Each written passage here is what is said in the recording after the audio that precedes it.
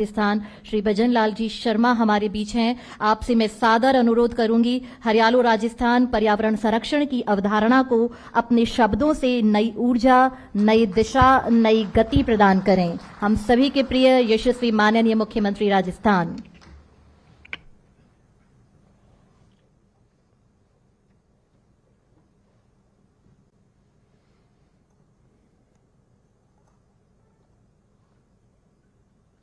सभी को नमस्कार। आज के इस विश्व पर्यावरण दिवस के अवसर पर मंच पर विराजमान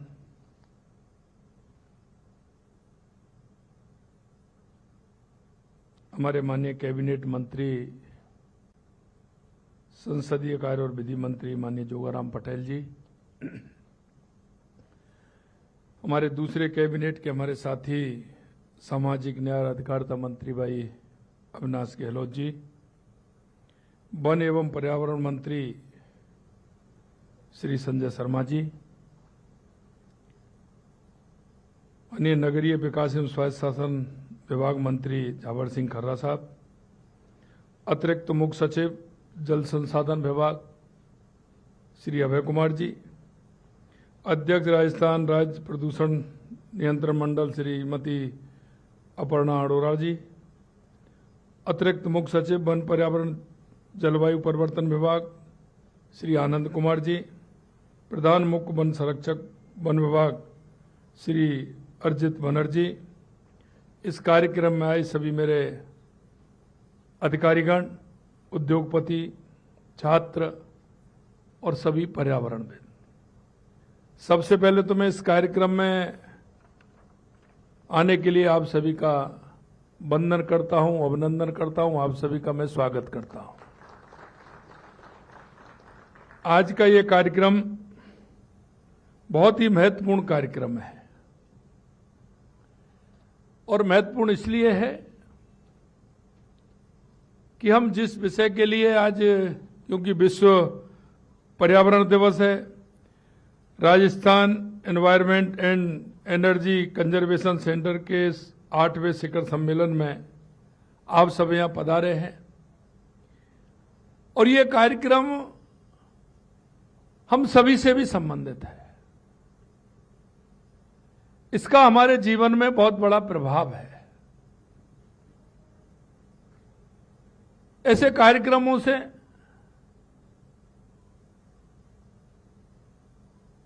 हमें कुछ ना कुछ जीवन में कुछ करने का संकल्प भी लेना चाहिए, विचार भी करना चाहिए। आखिरकार प्रकृति के संतुलन को बनाए रखने में देश के हर नागरिक की जिम्मेदारी है, क्योंकि प्रकृति सब कुछ हमें देती है। जो आपकी आवश्यकता है उनकी पूर्ति हमारी ये प्रकृति करती है।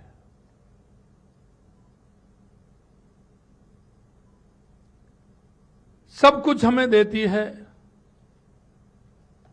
तो इसको कुछ हम भी देना तो सीखें कि हमें हमारी प्रकृति को क्या देना है। हमें इस मिट्टी में पले बड़े सब कुछ इसने दिया है हमको,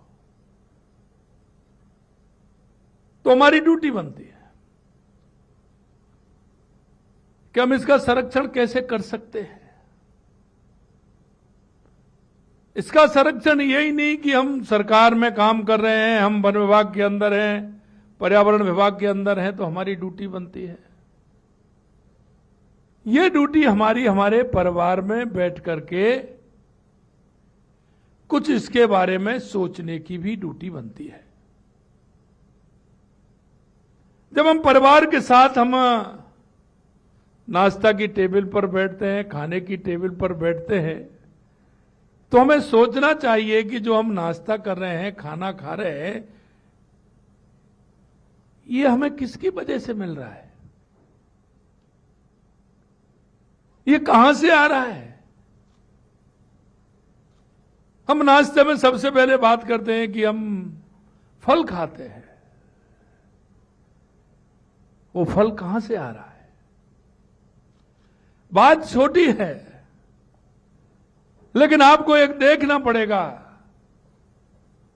कि हमारी नाश्ते की टेबल में जो आया है वो कौन दे रहा है। मेरे पानी का जो गिलास है, क्या पानी का कोई विकल्प है? क्या पानी आप बना सकते हैं? तो नहीं बना सकते, उसका विकल्प नहीं है, तो क्या हमें उसके बारे में सोचना नहीं चाहिए? कई बार मैं देखता हूं कि मेरी टेबल पर गिलास रखा रहता है, पानी का भरा हुआ, लेकिन मेरी आदत में आ गया उसमें से एक घूंट दो घूंट पिया और वो पानी रख दिया। दोबारा पानी आया, भरा गिलास आ गया, उसमें से एक घूंट पानी वो लिया और बाकी का पानी चला गया। क्या कभी हम इस पर विचार कर सकते हैं जो मेरे गिलास में पानी आया है तो मैं उतना ही पानी लूं जितना मुझे पीना है?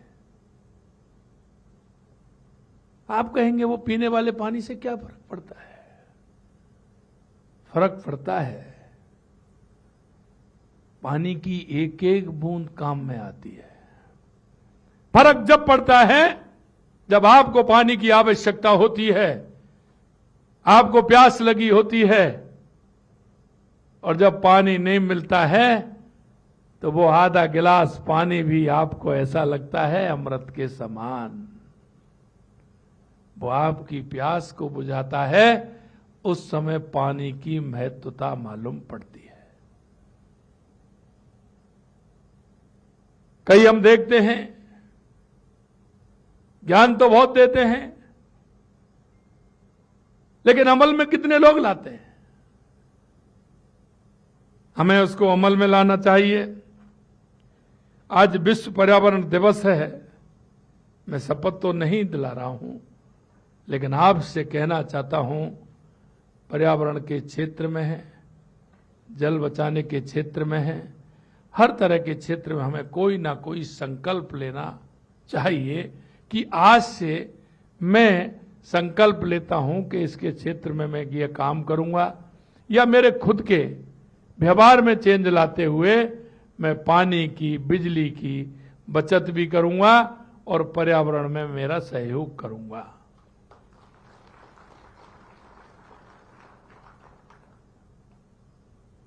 हमें पर्यावरण के क्षेत्र में जागरूकता भी लानी है, बताना भी है, तो उसके लिए अभियान चला सकते हैं। और मैं आपसे भी कहना चाहता हूं, जो मेरे अधिकारी हैं, आपके माध्यम से मैं जल के क्षेत्र में, वन के क्षेत्र में जो काम करने वाले हैं, उनसे भी कहना चाहता हूं, यह जनजागरण अभियान है। आपने देखा देश के यशस्वी प्रधानमंत्री नरेंद्र मोदी जी ने 2014 में जब स्वच्छता का अभियान चलाया था, कई लोगों ने कहा कि ये क्या कर रहे हैं? प्रधानमंत्री जी के हाथ में झाड़ू है। कई तरह की टिप्पणी की गई, कई तरह के लेख लिखे गए थे, लेकिन आज आप देख रहे हो उसका कितना बड़ा प्रभाव पूरे देश के अंदर पड़ा है। और हर नागरिक चाहता है कि मेरे घर में स्वच्छता रहे, मेरे मोहल्ले में स्वच्छता रहे। वो अभियान जन आंदोलन बन गया। हमें इनको जन आंदोलन बनाना है पर्यावरण को लेकर के। कैसे बन सकता है? हम प्रतिदिन ये संकल्प लेंगे, 1-2 लोगों को, 3 लोगों को, 4 लोगों को, इसके प्रति हम जागरूक भी करेंगे। प्रकृति की रक्षा के लिए लोगों को प्रेरित करना है, प्रकृति का सम्मान भी करना है, और आने वाली पीढ़ी को इसके बारे में बोध भी कराना है। हमारी संस्कृति, हम प्रकृति को देव मानते हैं और मानना भी चाहिए,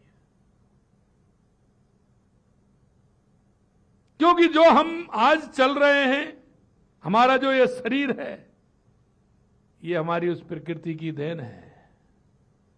और प्रकृति की देन है तो कहा है ना, चित्त जल पावन गगन समीरा,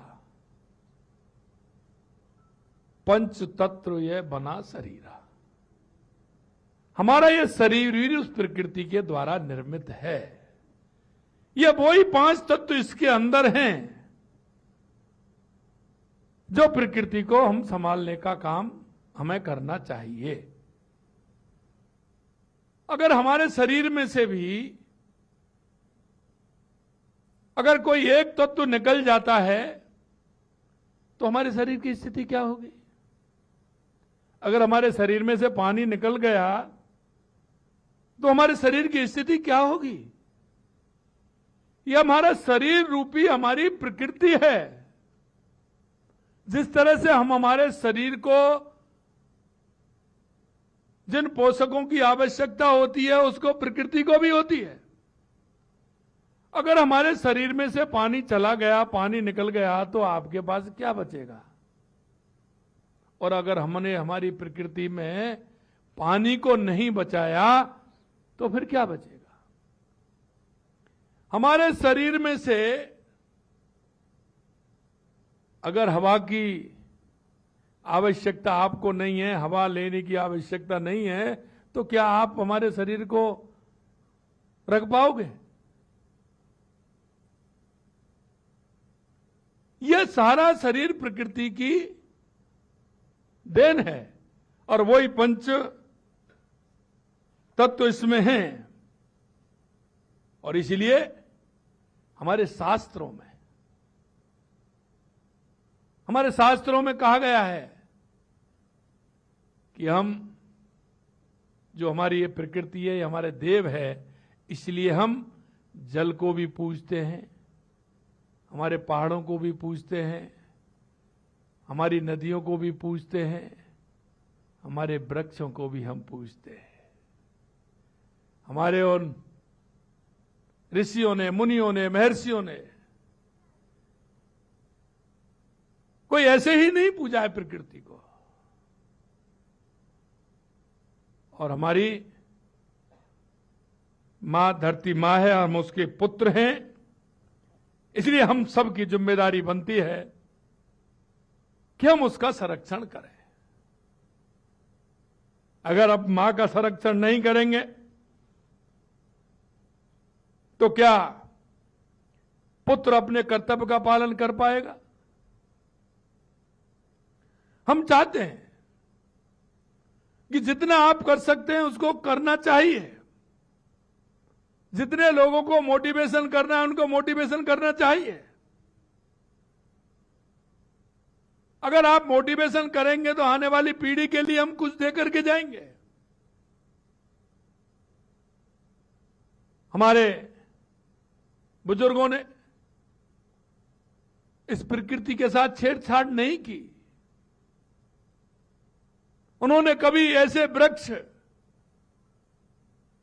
जो हमेशा ऑक्सीजन देते हैं उनको कभी उन्होंने कुड़ाली नहीं लगाई, कभी उस पेड़ को हानि नहीं पहुंचाई। कुएं में से पानी जितना निकाला, जितनी आवश्यकता थी। आज हम देखते हैं किस तरह से पानी का दोहन होता है। क्या ये पानी का दोहन हमें नहीं रोकना चाहिए? क्या वृक्षों की कटाई हमें नहीं रोकनी चाहिए? क्या हमें सघन रूप से वृक्षारोपण नहीं करना चाहिए? मित्रों, हमारी जिम्मेदारी बनती है कि हम नदियों का संरक्षण करें, हम हमारे पहाड़ों का संरक्षण करें, हमारे वृक्षों का संरक्षण करें, हम पानी को संरक्षण करते हुए उसके बचाने का काम करें। तो निश्चित रूप से हमारी प्रकृति का जो हमारा संबंध है और जो हम प्रकृति की बात करते हैं संतुलन की, वो हम संतुलन रख पाए। आज पर्यावरण दिवस है और इस पर्यावरण दिवस के अवसर पर मैं कहना चाहता हूं, क्योंकि प्रकृति हमें सब कुछ देती है और जो हमें देती है तो उसके लिए हमें करना चाहिए। परोपकाराय फलंती वृक्षा, परोपकाराय बहंती नद, परोपकाराय दुहंती गाय, परोपकार इदम मम शरीरम। इसलिए परोपकार के लिए ही वृक्ष फल देते हैं, परोपकार के लिए ही नदियां बहती हैं और परोपकार के लिए गाय दूध देती है और परोपकार के लिए ही हमें समर्पित होना चाहिए, जिससे कि हम भी उस प्रकृति का ठीक प्रकार से संरक्षण कर सकते हैं।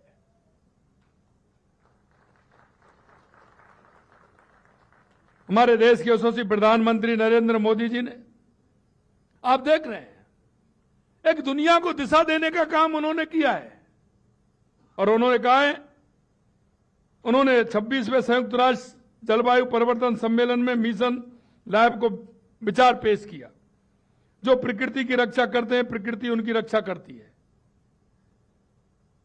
के मंत्र के साथ मिशन लाइफ हमें एक बेहतर दुनिया के निर्माण का रास्ता दिखाया। प्रधानमंत्री जी ने पहली बार सूर्य पुत्रों यानी सूर्य की भरपूर रोशनी वाले देशों का विचार दुनिया के सामने रखा। उनके इसी प्रयास से सौर ऊर्जा का बढ़ावा देने वाला अंतर्राष्ट्रीय सौर गठबंधन पहला सबसे बड़ा अंतर्राष्ट्रीय मंच बना। नमामि गंगे का अभियान उन्होंने चलाया, राष्ट्रीय स्वच्छ वायु कार्यक्रम उन्होंने चलाया, पीएम सूर्य घर योजना के माध्यम से जैसी उनकी पर्यावरण संरक्षण की दूरदर्शी पहल उन्होंने उसमें की है और उन्होंने सबसे बड़ा जो नारा दिया, जिसका अनुसरण हम सब कर रहे हैं, एक पेड़ मां के नाम। इसमें करोड़ों भारतीयों को जोड़ा और निश्चित रूप से एक पेड़ मां के नाम अभियान हमारा जन आंदोलन बन गया और ये हमारा प्रकृति संरक्षण में बहुत बड़ा काम हमारा देश के यशस्वी प्रधानमंत्री नरेंद्र मोदी जी के नेतृत्व में हुआ है। उनके इस अभियान से प्रेरणा लेकर प्रदेश में हमारी सरकार ने मिशन हरियाणा और राजस्थान शुरू किया। जैसा माननीय हमारे वन मंत्री ने बताया कि 5 वर्ष में 50 करोड़ पौधे लगाने का हमारा लक्ष्य है। मुझे बताते हुए खुशी है, एक पेड़ मां के नाम अभियान के आवंटित लक्ष्य राजस्थान पहले स्थान पर रहा है।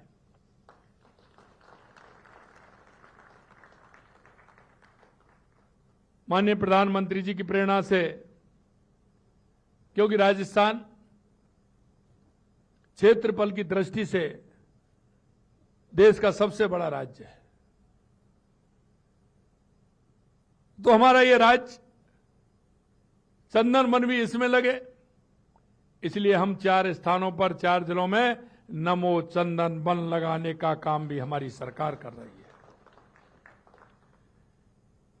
हरित राजस्थान की भावना एवं संकल्प के साथ हमने पहली बार प्रदेश में ग्रीन बजट पेश किया।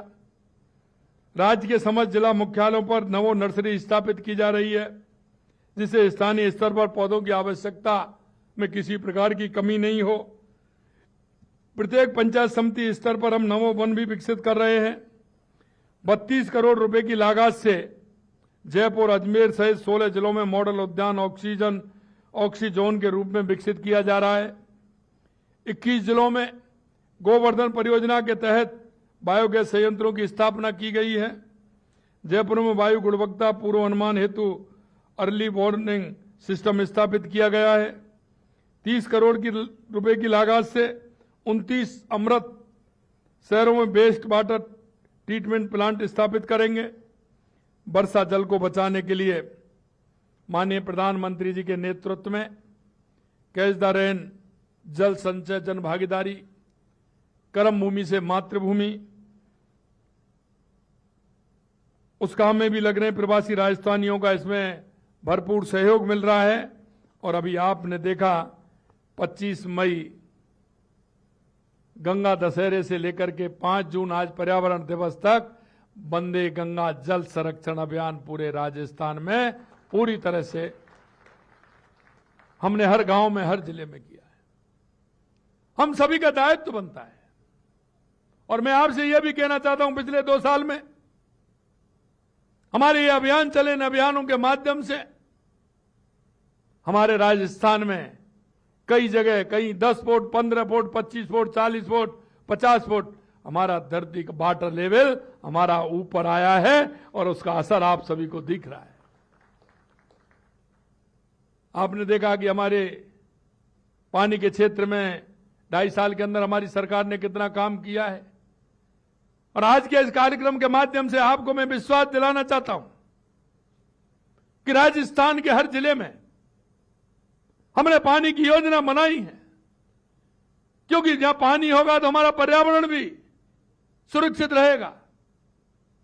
इसलिए हमारी चाहे राम जल सेतु ERCP योजना हो, चाहे हमारा यमुना का समझौता हो, चाहे हमारा इंदिरा गांधी गंगा नहर का काम हो, चाहे हमारा ब्राह्मणी नदी से बीसलपुर में पानी आना हो, देवास स्कीम हो, माई डैम की स्कीम हो, नर्मदा की हो, हमने उस सोम कमला के माध्यम से हमारा पाली, जालौर, सिरोही के लिए पानी आए, हमने पूर्ण रूप से काम किया है, जिससे कि राजस्थान में हमारी जो नदियां हैं उनको जोड़ करके भी हम पानी कैसे हमारे उन जिलों में पहुंचा सकते हैं। और आप सभी ने यह भी देखा है कि लगातार वंदे गंगा जल संरक्षण के माध्यम से हम काम कर रहे हैं। हमारे जो भी एनीकट हैं, तालाब हैं, सरोवर हैं, पोखर हैं, बावड़ी हैं, कुएं हैं, उन सब का हम संरक्षण करते हुए हम उन पर वहां जहां स्थान खाली है, जहां हम उनमें पेड़ लगा सकते हैं वहां पेड़ भी लगा रहे हैं और जल संरक्षण करने का काम भी हमारी सरकार लगातार कर रही है। और आप देख रहे हैं कि हमने 2 साल के अंदर लगभग 19 करोड़ पौधे लगाने का काम हमारी सरकार ने किया है। आने वाले समय में इस साल हम 10 करोड़ पौधे लगाने वाले हैं, उसकी हमारी तैयारी है। मित्रों, जहां पर्यावरण ठीक प्रकार से होगा, वृक्ष होंगे तो वर्षा भी अच्छी होगी। और जब हम ये काम कर रहे हैं तो आप देख लीजिए, आपको एक उदाहरण दे रहा हूं मैं। जब हम ये काम कर रहे हैं, समर्पित भाव से कर रहे हैं, जनता का हमें समर्थन मिल रहा है, तो प्रकृति भी हमारा साथ दे रही है। लगातार 2 बार से हमारे राजस्थान के जितने भी बांध हैं, बारिश के समय में पूरी तरह से लबालब हो जाते हैं। और हमारी प्रकृति का संरक्षण करने के लिए जब आपका मन है तो मैं आपसे यही कहना चाहता हूं कि हम कुछ करके तो देखें,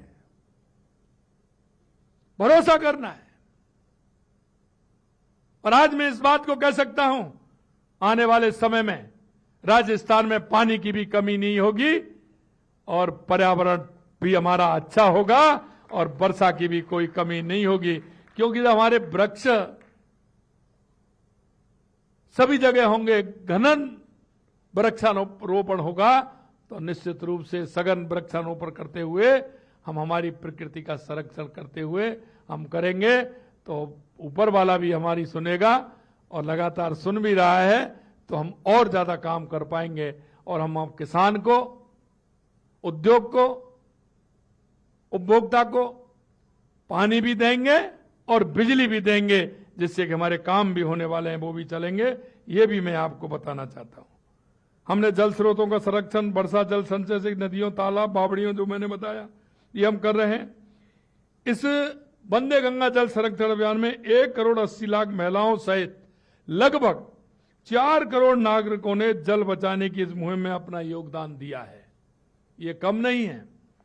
अब तक 6 लाख से अधिक जल संरक्षण संबंधी कार्यक्रम, 10,000 से अधिक रात्रि और किसान चौपालें आयोजित, 69,000 से अधिक जल स्रोतों को स्वच्छ बनाया गया, 1.25 लाख से अधिक कार्यालयों एवं सार्वजनिक स्थानों पर स्वच्छता अभियान चलाया गया, 13,000 नए जल संरक्षण कार्य प्रारंभ किए गए और 25,000 पूर्ण कार्यों का अवलोकन कर लोकार्पण भी किया गया है।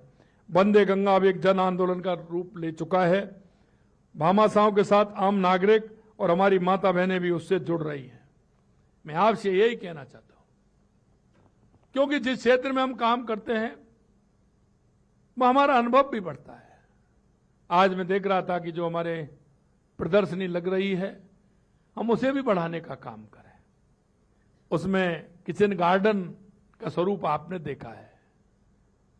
मैं आप सभी से कहना चाहता हूं, आप जहां भी जाएं इसकी चर्चा जरूर करें, अपने मिलने वालों से करें। जहां आप बैठ किसी से मिलने जाते हैं, रिश्तेदार के यहां जाते हैं, आपके ऑफिस में आते हैं, और विशेषकर माता बहनों से कहना चाहता हूं, क्योंकि आप सभी के स्वास्थ्य का ध्यान रखती हैं,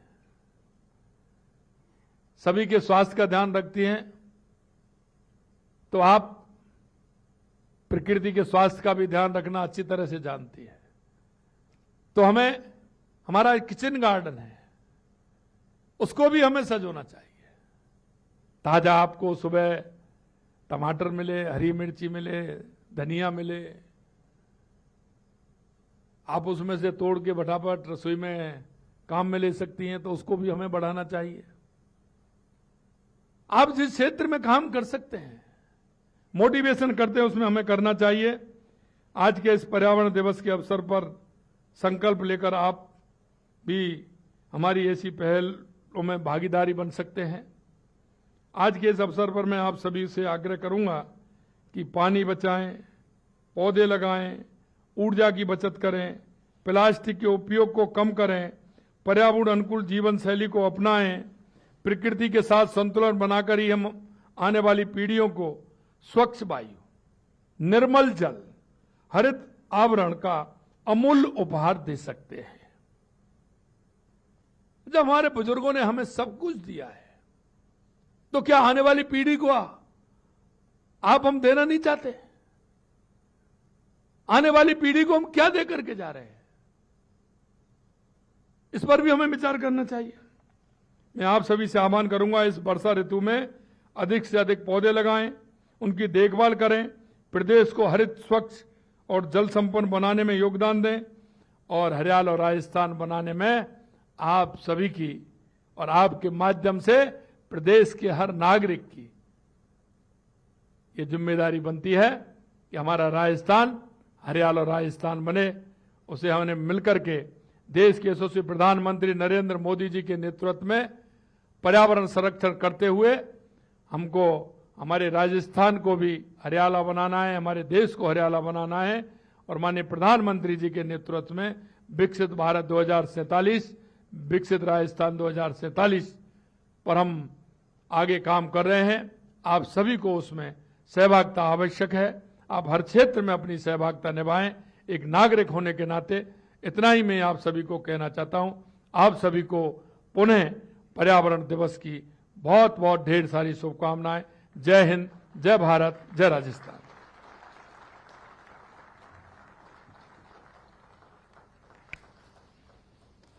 एक स्पष्ट दिशा, एक स्पष्ट संकल्प, एक हरित भविष्य, हरित राजस्थान को अपने शब्दों, भावों से परिपूर्ण करने के लिए माननीय आपका बहुत बहुत आभार।